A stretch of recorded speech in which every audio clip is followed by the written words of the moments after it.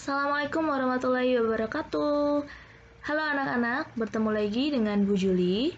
Hari ini kita akan mempelajari tentang menelaah struktur dan kebahasaan teks eksposisi.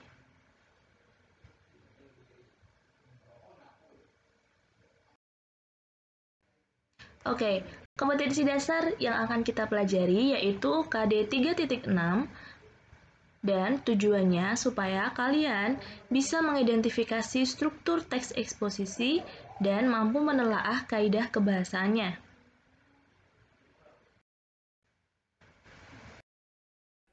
Langsung saja. Struktur teks eksposisi dibagi menjadi 3 bagian. Bagian yang pertama yaitu tesis. Tesis adalah pengenalan isu atau masalah. Di sini berisi pandangan umum penulis mengenai topik yang dibahas. Misalnya, topik yang dibahas adalah demonstrasi yang anarkis. Maka, nanti dalam tesis berisi tentang apa itu demonstrasi, apa itu anarkis, atau intinya adalah pandangan umum penulis terhadap topik yang dibahas tadi. Yang kedua, rangkaian argumen. Rangkaian argumen adalah sejumlah argumen atau pendapat penulis yang diperkuat dengan fakta. Kenapa harus disertai fakta? Agar para pembaca lebih yakin terhadap pendapat si penulis tersebut. Dan yang terakhir, penegasan ulang. Penegasan ulang ini adalah perumusan kembali secara ringkas yang biasanya berbentuk simpulan atau rangkuman.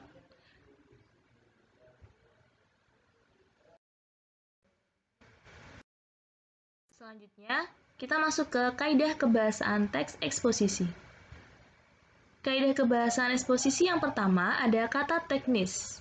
Kata teknis adalah istilah yang berkenaan dengan topik.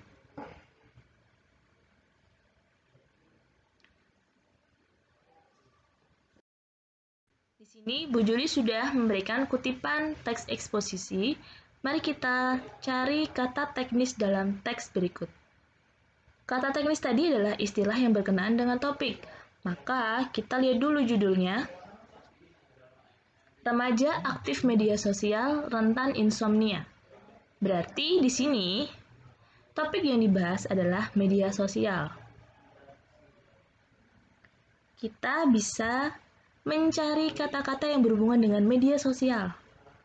Misalnya, dunia maya. Kemudian, Instagram,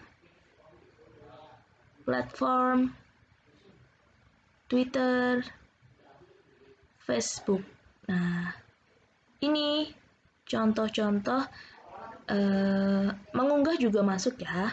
Nah, di sini adalah kata-kata teknis dalam teks berikut. Tergantung teksnya. Jadi nanti misal topik yang dibahas adalah demonstrasi, maka kalian memilih kata-kata yang berhubungan dengan demo tersebut.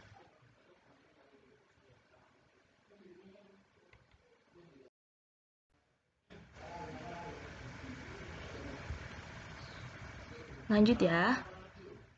Kaidah kebahasaan yang kedua yaitu konjungsi kausalitas. Konjungsi kausalitas adalah kata hubung yang menunjukkan hubungan sebab akibat.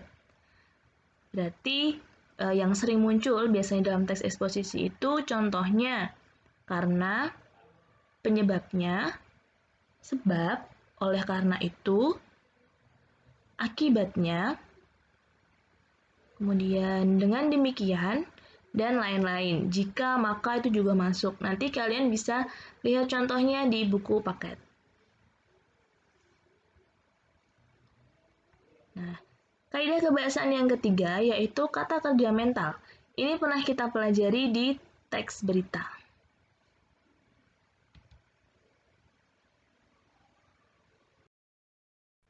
Kata kerja mental itu kata kerja yang biasanya diawali me, ber, atau di, tapi berkaitan dengan hasil pemikiran. Di sini Bu Ju sudah menyebutkan contoh-contohnya, kalian baca saja. Dan masih banyak lagi. Intinya, kata kerja yang berkaitan dengan hasil pemikiran. Jadi harus berpikir dulu sebelum melakukan pekerjaan tersebut. Oke, kita lanjut yang keempat, yaitu kata perujukan. Kata perujukan adalah kata yang merujuk atau mengacu pada suatu data atau fakta. Karena teks eksposisi tadi pendapat penulis disertai fakta, maka kata perujukan ini mengacu pada data atau fakta yang disajikan.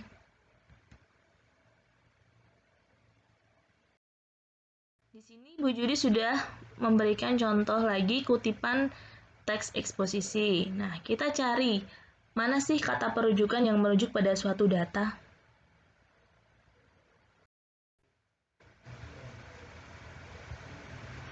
Nah, ada di sini. Dikutip dari sebuah laman web. Berarti dia merujuk pada sebuah halaman website. Kemudian ada lagi, menurut jurnal Cyber Psychology, Behavior and Social Networking. Berarti dia merujuk pada sebuah jurnal.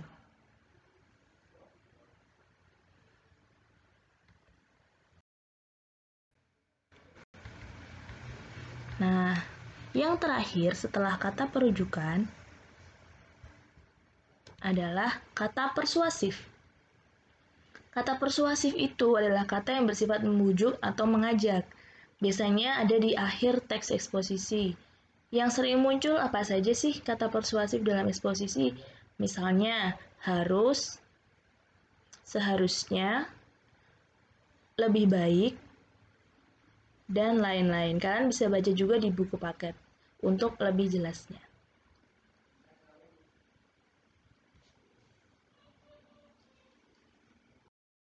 Anak-anak, sampai di sini materi kita kali ini. Terima kasih kalian sudah mendengarkan penjelasan dari Bu Juli. Semoga bermanfaat. Dan jangan lupa tetap semangat belajar ya. Wassalamualaikum warahmatullahi wabarakatuh.